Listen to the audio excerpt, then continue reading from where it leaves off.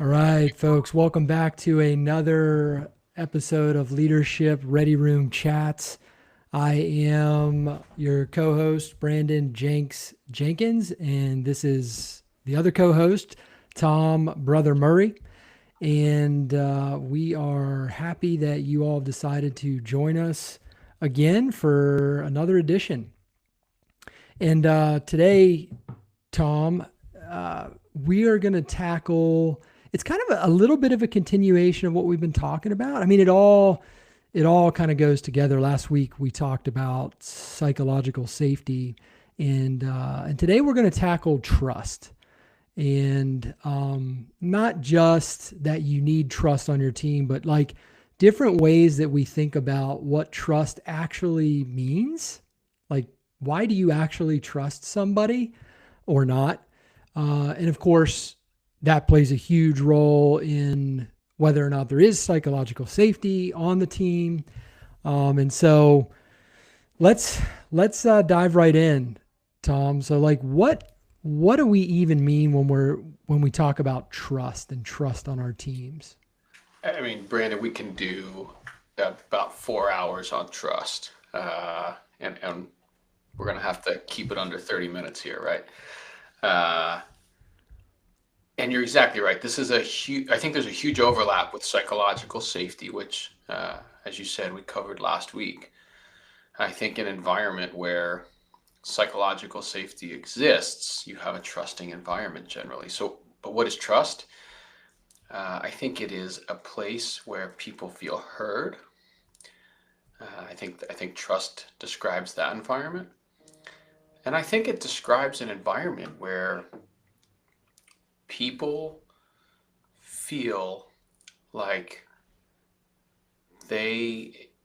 It goes beyond being heard. It is a place where they can feel free to express opinions. Again, huge overlap with psychological safety, and a place where people feel like their peers, their superiors, their subordinates are going to do what they said they will do, where they stick to their word. And for me, that's the first thing that comes to mind. I tell my unit, my team, my department that we're going to do X, Y, or Z. Maybe that's have a picnic on Friday, right? Some kind of morale building event. Maybe it's we're going to take Tuesday off. Maybe it's um, we're going to uh, have this project complete by a certain time. I think a lot of times, and I'll go to the negative here for a second. I think a lot of times when we lose the trust of our teams, it's because we failed to do something we said we were going to do. And so trust then by definition would be the opposite of that. Doing what I said I'm going to do. And for me, I think that is the fundamental building block. It's walking the walk, talking the talk, and building trust by doing what I said I'm going to do. And I think I'm going to flip it back to you here in a second, but before I do, I'll say that I think a lot of times when leaders lose the trust of their teams, it is not due to negligence. It is not due to willful negligence. It's not due to a thought that, hey, I'm going to consciously not do the thing I said I was going to do. That's rare. It's when leaders get overwhelmed, OBE, overcome by events. They get busy, they get distracted, and they forget that they were supposed to go back and check up on a project, a person, a situation. And because they forgot, they wind up losing the trust of their team, which has many second and third order effects. So I probably went on too long. What's your, when you hear the word trust, what's the first thing that comes to mind for you? No, you didn't go too long, man. That was all great. I agree with what you said, and I would add that for me, you hit on it a little bit when you said when we lose trust, it's likely a lot of times it's not negligence on our part. It's like a misstep or something we forgot. There's one element of trust that I think about that we haven't really specifically mentioned, though, that ties with that, and it's competence. And so I think that especially when we're talking about in business, on a team, for me to trust you to do something, I have to also believe that you are competent in that area, that you have the skills or the know how or whatever it takes to actually accomplish what I am trusting you to accomplish. So I think that, sometimes we don't mention that when we're having these types of discussions about trust, because I think that's probably the thing that most people, um, they just automatically are like, yeah, I mean, I'm not going to trust you if I don't even believe that you can deliver on what I'm supposed to trust you to do. Right. So it's kind of like, that's kind of like the obvious thing. However, I think it's important to note that it's part of what goes into a trusting relationship, so that when you are in team environments or in an environment or a relationship with somebody else, and you're feeling a lack of trust, you can actually, there's some things you can look for to see why that is. Whether that's how you're feeling about the person, like, do they care about me? Are they going to do what they say they're going to do? To me, I call that like authenticity, integrity, right?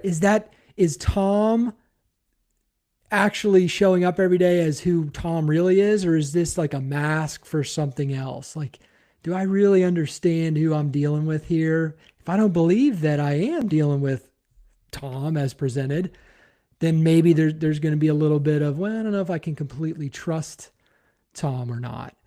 Um, so to break that out, like to just be real specific about it, I'm thinking about, and man, I did not come up with this trust triangle.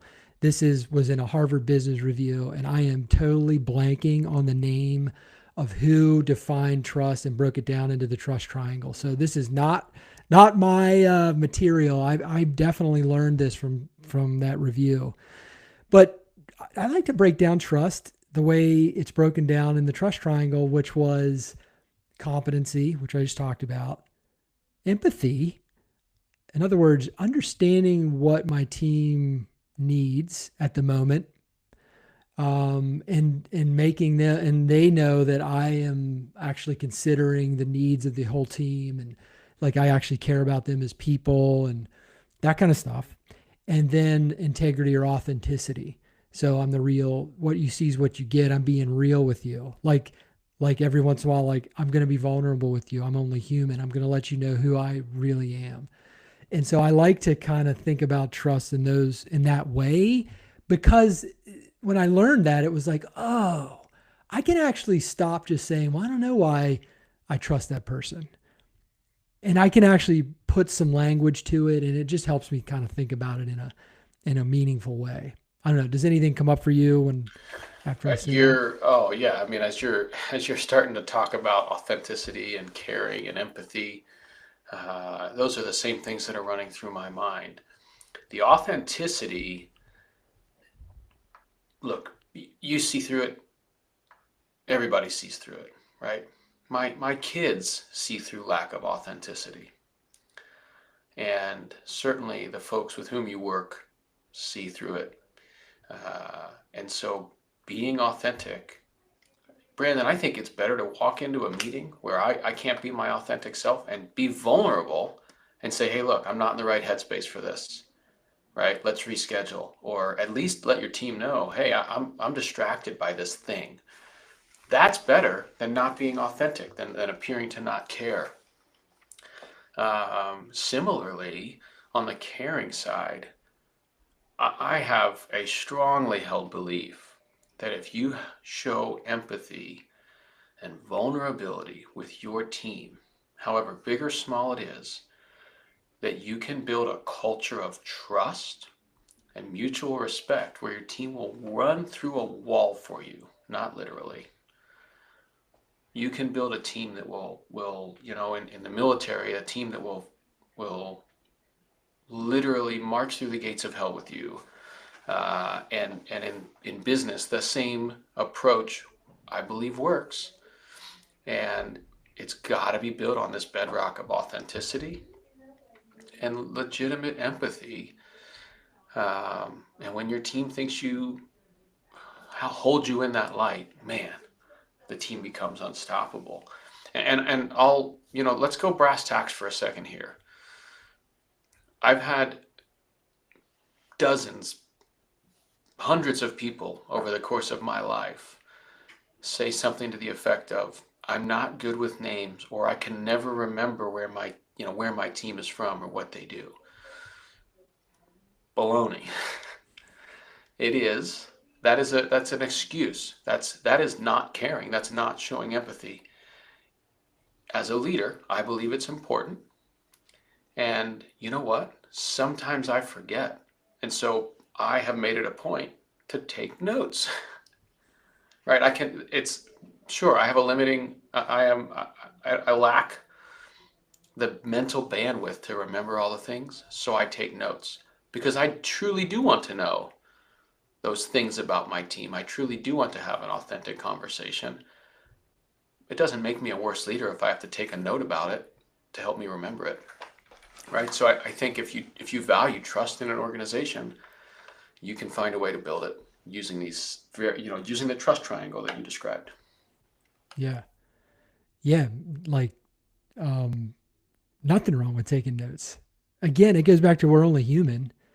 And some of us humans have better, easier time, or they're better at memorizing large amounts of data. And maybe there's people who don't need to take notes, but that's certainly nothing wrong with that. And it just shows, like, if I'm going to take the time to actually note it, it's because I care.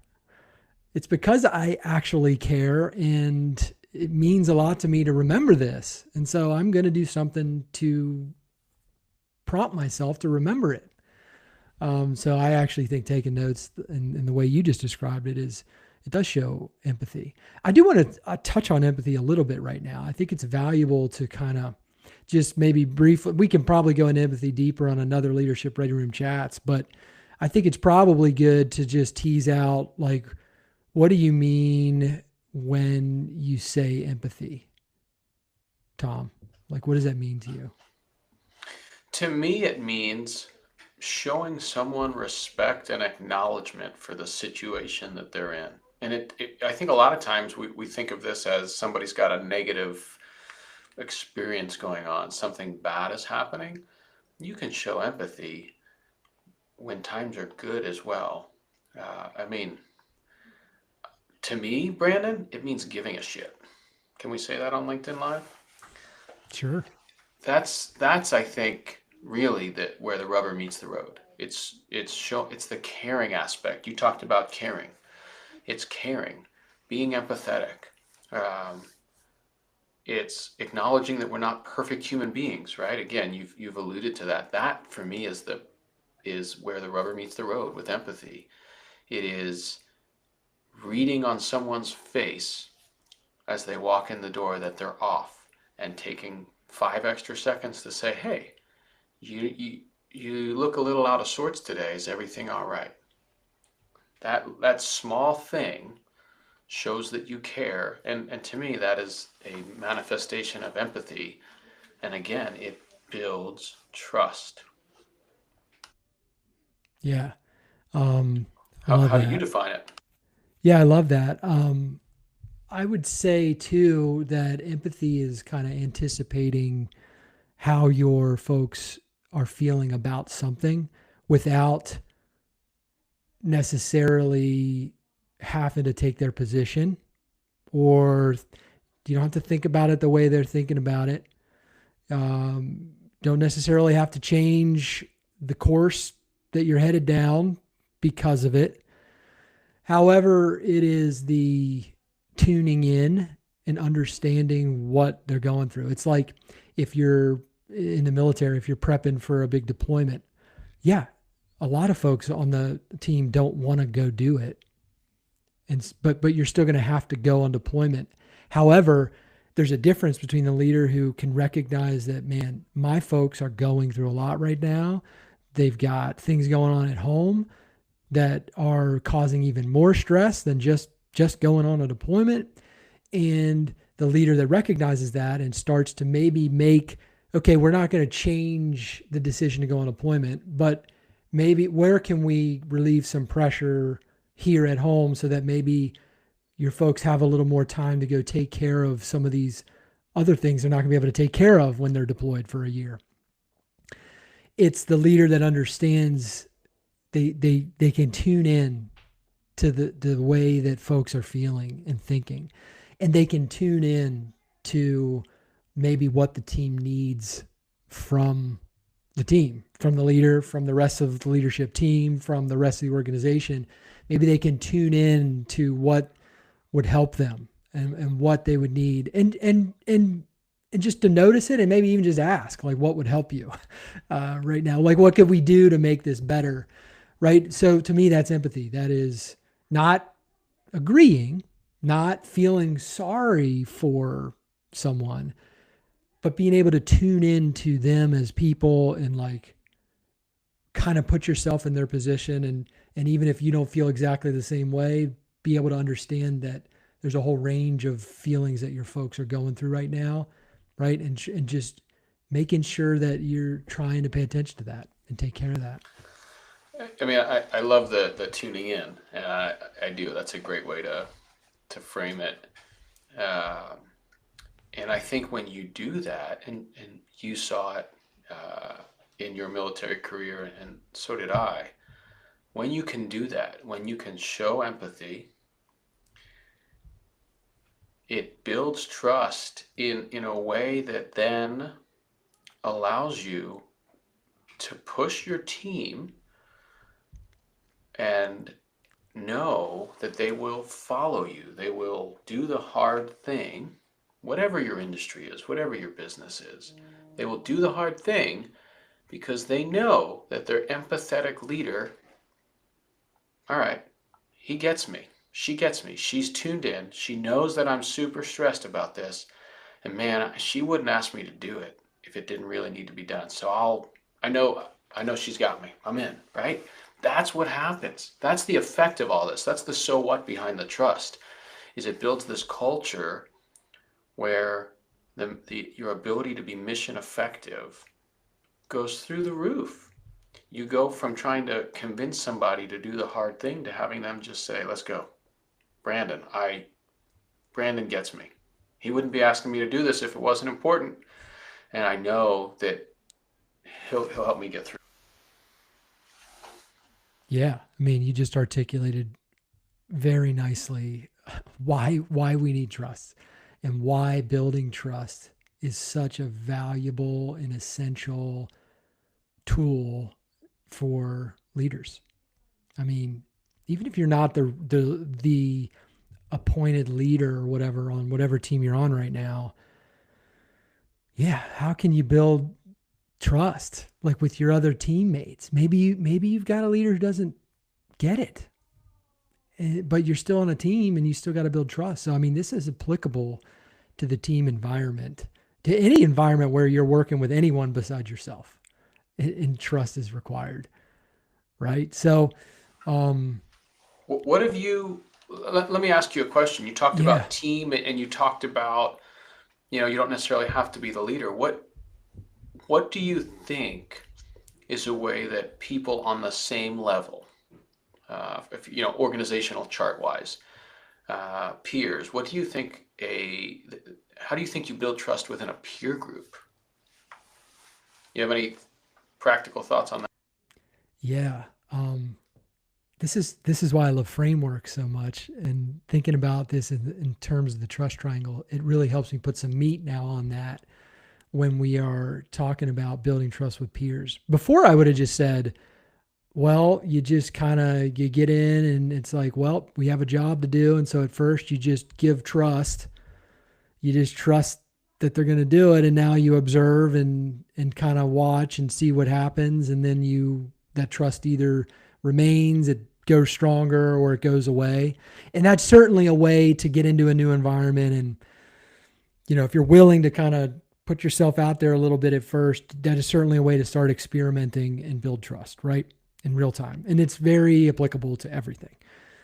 Just getting in the environment, know where your limits are, your left or right limits, like what you are willing to give a little bit of trust with at first, because it's not going to be catastrophic if it turns out you can't trust that person, and start experimenting. So that is certainly one way.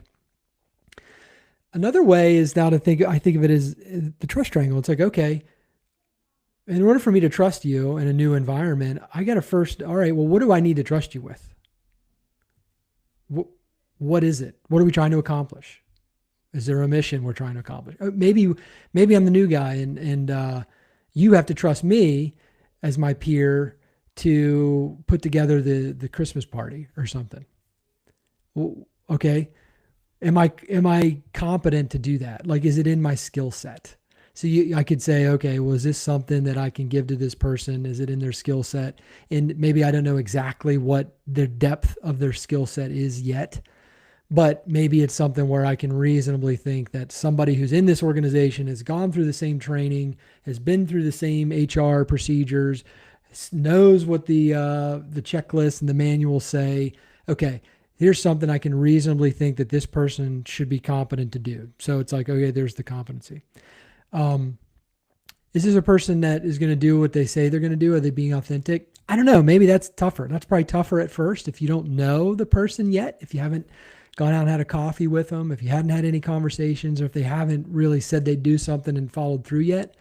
Maybe you do have to, you're going to give a little bit there at first and say, well, this is an opportunity to see if they do what they say they're going to do. And then the empathy piece is, well, how do they respond when you engage them on it? What questions do they ask? You know, how are they, okay, we have this task or this item that you need help with, and you're asking this person to help you with it. What sense do you get while you're talking to them that they actually know what you're talking about, or they're asking questions to figure out what you're talking about, trying to understand you and trying to understand the importance of this thing you're asking them to do? And those are things that you kind of look for and kind of notice as you're trying to learn to trust and give trust when you get into a new environment like that. And then lastly, I'll say that you may have to, knowing what you know, like knowing how I'm talking about this right now, you may have to get in there and just give a little first. You may have to put yourself out there to show authenticity, to try to connect with someone, to show empathy. You may have to be proactive at that, especially if you're brand new, because you want people to see that in you so that they begin to trust you. And you may even want to look for something if you're the new person. You may want to look for those little things that you can take it off of your peer's plate.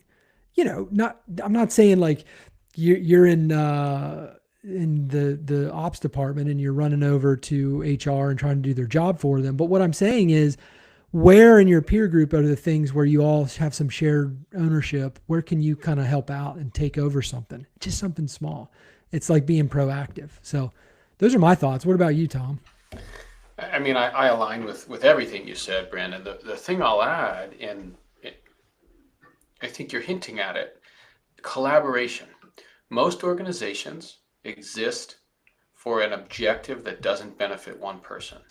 The objective, the mission is about something bigger, greater, more bountiful, or or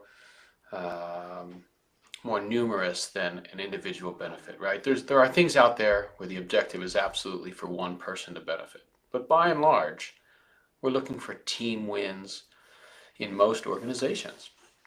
And I think that at the peer level, one of the best ways to build trust with your peers is to show a willingness to collaborate for the mission. And that looks like behavior that is not attention seeking or credit seeking. If the organization wins when we accomplish X, and I can kind of whisper in somebody's ear, hey, if we do this, it might get us over the line, or it might get the mission accomplished. Does it matter if my name is on the product? I don't think so, right? If the objective is for the group to accomplish something, I'd just like to know. I would like to personally know that I was a part of it, even if my name appears nowhere. So behavior that doesn't seek credit, that is collaborative in nature, I find builds trust very rapidly within a peer group. And certainly the opposite has the opposite effect. And I'll tell you, when I was a young Navy pilot and was probably not quite aware of how I came off or how others perceived me, I did seek credit for the things that I was doing. And a wise leader sat me down and said, look, I know that you're accomplishing X, Y, and Z, but you don't need to go seek credit for it. I know. And the way that he framed it, man, it was like a lightning bolt. And so fast forward a couple years, I went back to the same leader as I was departing this organization, and I asked him. I said, you really can tell which people on the team are doing the heavy lift, even when there's no names on it. He said, yeah. And sure enough, fast forward into different leadership opportunities. Man, he was so right. The leaders know, but the leaders are most happy when all the peer groups are getting along and collaborating and building trust. Yeah. Yeah, because it's just, that's how you win as a team, is when you can leverage the entire team's perspectives and strengths, and people are shoring up other people's weaknesses, and you're just working together and coming together. And so, man, as a leader, like, yeah, that's what you want, right? You want to, again, it goes back to building the environment, fostering the environment for this stuff, for trust to be there, for people to trust each other, for the psychological safety, like we talked about last week, to be there. So, I mean, I love what you brought in there. You actually just now, and I know we're just about done here, but I just thought of, there's a mindset involved too. It's not just, so like you got the trust triangle, we talked about that, and I love that. However, there's like a mindset there. There's a mindset of, there's a greater purpose here than just me and my success. And that greater purpose is team success towards that mission, that North Star, wherever we're trying to go to as a team. That's like I think of it as a wrapper, like a mindset wrapper to go around the trust triangle and everything we've been talking about. So, anything last parting thoughts or anything like that, brother, before we wrap up for today? No, this is, man, I could talk about this forever. I guess I'll say, Brandon, this is truly one of the foundational elements for me of having a successful organization, is building and maintaining trust with the team. And so I'm kind of curious to hear from other folks. So I'd love to engage in some conversation online, whether it's DMs or emails. I'd love to engage with other folks and learn other methods that you all out there are using to build and maintain that trust. Because I'm always looking for ways to bolster it within my own organizations, and I know I could learn a lot from everybody else out there. Yeah, I love that, brother. Me too. Please reach out to us. Hit us up in the DMs here in LinkedIn. If you want to visit our website, it's leadershiprr.com. Let me throw that up on the screen for you. And yeah, please reach out. We love having conversations like this. We want to hear from you and continue the conversation. And we're about empowering our teammates, empowering you to leverage your whole self so that you can show up like this for your teams and unleash their potential. So thanks again for joining us on Leadership Ready Room Chats. And we will see you again next week. Till next time.